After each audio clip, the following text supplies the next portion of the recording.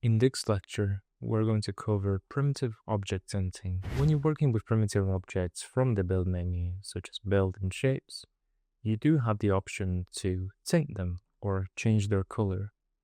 To change their color, select the object you want to work with and navigate to the properties panel on the right. Over here, we've got the attributes tab, and in the attributes tab, we've got 3 different settings: the tint color, the tint strength, and the tint brightness. By default, those will be set to the color white, a tint strength of 0, and a brightness of 1. So let's change this and set the tint strength to 1.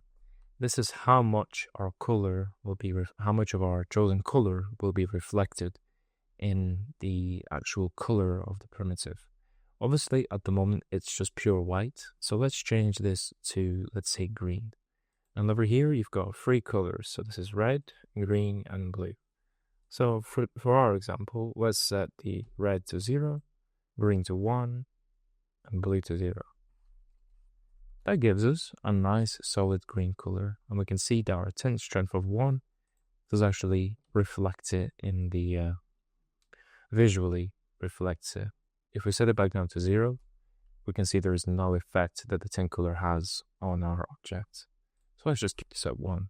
You can also play with brightness, but again, it wouldn't make much sense, especially for something like grass. But we can also change the brightness to something like 2, and we can see that it's much brighter, or 0, which would make it pitch black. Again, keeping at 1, tint strength from 1 brightness is usually a good example to work from. If you're looking to pick a color, there is a color picker and a color dropper.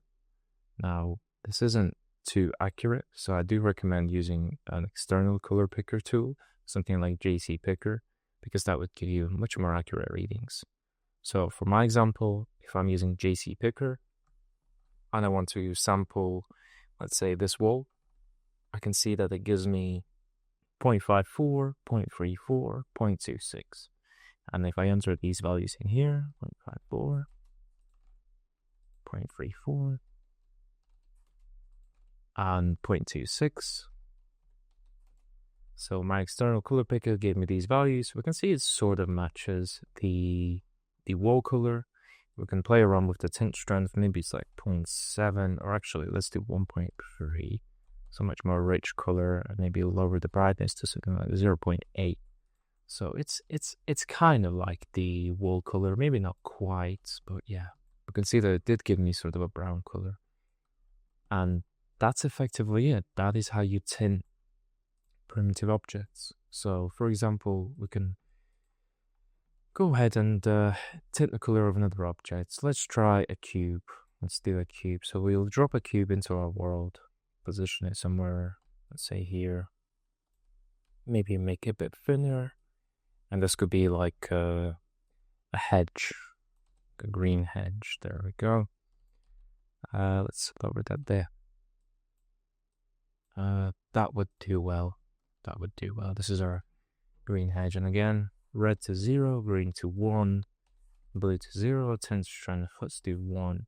If the green is a bit strong, as it is here, you could work with lower values like points, floating points. So 0.4, maybe even 0.2 would work well. So there we go. We can see this sort of gives us a placeholder green hedge.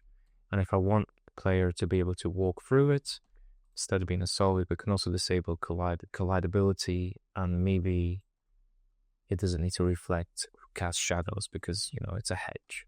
So there we go. That gives us a nice green hedge to work with. And that's all there is for tinting primitive objects using the tint controls.